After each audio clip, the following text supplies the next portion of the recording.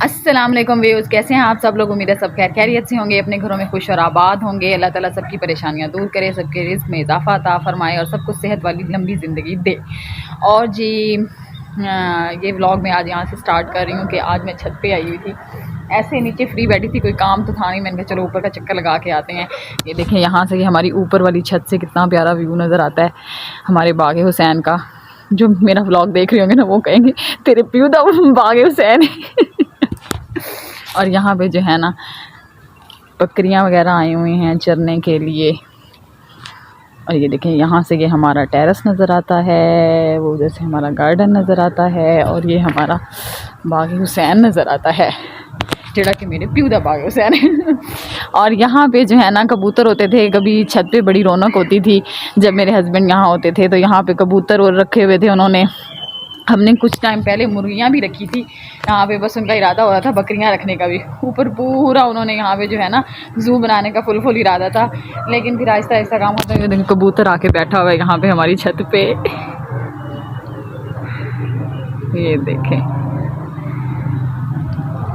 कभी इसी तरह के कबूतर हमारी छत पे भी हुआ करते थे, लेकिन वो इस तरह उड़ाते नहीं थे, बस निकाला थोड़ा सा नीचे, यहाँ दाना वगैरह खाया और फिर दोबारा से रख दिए। बहुत अच्छे कबूतर होते थे, मुझे पता भी नहीं होता था ये क्या जी। तो मैंने व्लॉग स्टॉप कर दिया था, अजान होने लग गई थी। अजानें और भी हो रही हैं लेकिन दूर दूर हो रही हैं, वो बिल्कुल नज़दीक हमारी ये पीछे गली में मस्जिद है, वहाँ पे अजान हो रही थी, तो मैंने व्लॉग रोक दिया था।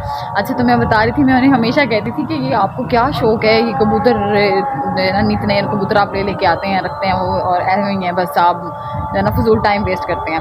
तो वो मुझे बताते थे कि इस नस्ल का है, ये इस नस्ल का है, इस नस्ल का। पागल, तुम्हें क्या पता है कि एक कबूतर का जोड़ा जो है ना ये 40,000 का है, ये 50 का है, ये 1.5 लाख का है। तो मैं कह रही थी मेरे तो किसी काम का भी नहीं है ना, बेचे मुझे कोई फ़ायदा दे। तो उनसे इस बात की मेरी बहुत बहस होती थी कि कबूतर मुझे पसंद ही नहीं थे, वो रखते थे, उनको शौक़ था लेकिन मुझे नहीं अच्छे लगते थे। तो बस फिर वो उनको जाना पड़ा, तो ये कबूतर वगैरह ख़त्म हो गए। और यहाँ पे रौनक भी ख़त्म हो गई है यहाँ पे अब। यहाँ पे ये बस अब खाली हैं, तोड़ दिए हैं सारे। और ये हमारी छत है, और वो हमारे बाग हुसैन का जो है ना व्यू आता है यहाँ पे, जो कि मेरे व्यू का बाग हुसैन है। ये देखें, वाह जी वाह, बाहर तार के ऊपर ये एक परिंदा बैठा है जो कि अब उड़ गया है। मैं ना नाबिया जरनिश का वेट कर रही हूँ, उनको लेने के लिए गए हुए हैं लेकिन अभी तक नहीं आए। चलिए नीचे चलते हैं, शायद आ गए हों, क्योंकि मैं ऊपर व्लॉग बना रही हूँ तो ठंड है, ठंडी हवा चल रही है।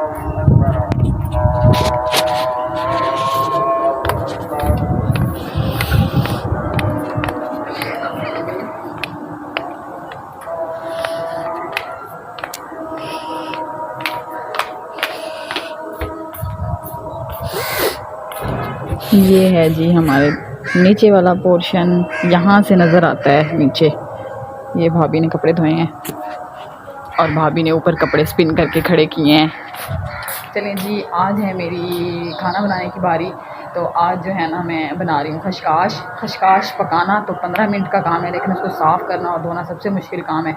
चलें जी, आज जो है ना मैं दिखाती हूँ कैसे खशकाश धो के साफ़ करके मैं बनाती हूँ जी। तो मैंने खसकास जो है ना रात को ही भिगो के रख दी थी, और सुबह मैं इसको इस तरीके से वॉश कर रही थी। मैं इसको इस तरह से वॉश करती हूँ, वैसे तो इसको मलमल के कपड़े में वॉश करते हैं, देखने वाले कहेंगे मलमल के कपड़े में वॉश करो, लेकिन मुझे मलमल के कपड़े में वॉश करने नहीं आती। मेरी अम्मी भी और मेरी अल्लाह ताला जन्नत में जगह दे, मेरी सास भी मलमल के कपड़े में वॉश करती थी।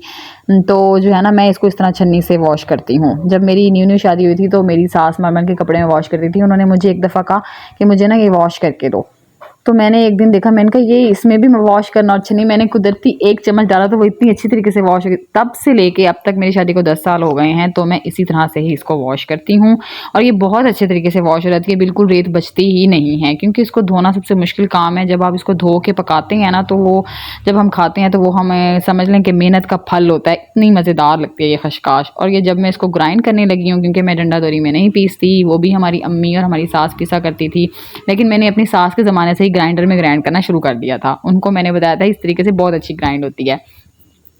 तो जी ये मैं सालन बना रही थी, और सालन बनाते बनाते मुझे एकदम याद आया कि बच्चों को लेने जाना है, तो फिर मैंने व्लॉग को किया बंद और जल्दी जल्दी से सालन बना दिया। इसलिए मैंने वीडियो नहीं डाली उसकी, क्योंकि वीडियो बनाई ही नहीं है मैंने, क्योंकि खसकास बनाना सबको आती है, सबको ये कोई इतना मुश्किल काम नहीं है। तो इसलिए बना के मैं क्या कहूँ कि मैं इस तरह से बनाया, इस तरह से बनाया, सबको मुझसे अच्छी और बेहतर बनानी आती होगी। तो मैं बच्चों को लेने के लिए आ गई थी यहाँ पे, जो है ना मैं वेट कर रही थी। अनाबिया का जनिश तो आ गई थी, क्योंकि ये तो है प्रेप 1 में, तो ये पढ़ लेती है 12 बजे तक। तो मैं थोड़ा सा वेट कर लेती हूँ ताकि अनाबिया को और जनिश को दोनों को इकट्ठा ही ले आऊँ। तो यहाँ पे मैं बैठी हुई थी, जनिश जो है ना झूले ले रही थी। मैंने कहा वाह तुम लोगों के तो मज़े हैं, हमारे ज़माने में तो स्कूलों में जो है ना सिर्फ पढ़ना ही होता था, स्कूल में झूले शूले तो मिलते ही नहीं थे। और ये जी मैडम आ रही थी जिन्होंने नया पाकिस्तान बनाना है, इसकी शक्ल से देखें, अल्लाह अकबर। और जी ये मुझे यहाँ पे बता रही थी कि मैंने ना उस टेस्ट में फुल मार्क्स लिए हैं जिसमें आपने मुझे डांटा था और मैंने सही तरीके से उसकी तैयारी नहीं की। देखें जी ये काम है इनके कि आज जो जिस टेस्ट की तैयारी नहीं की उसमें फुल मार्क्स ले लिए हैं। और जी हम जब वापस आ रहे थे रास्ते में कुत्तों की बारात आ गई थी, इतने सारे कुत्ते हमारे पीछे पीछे थे। और ये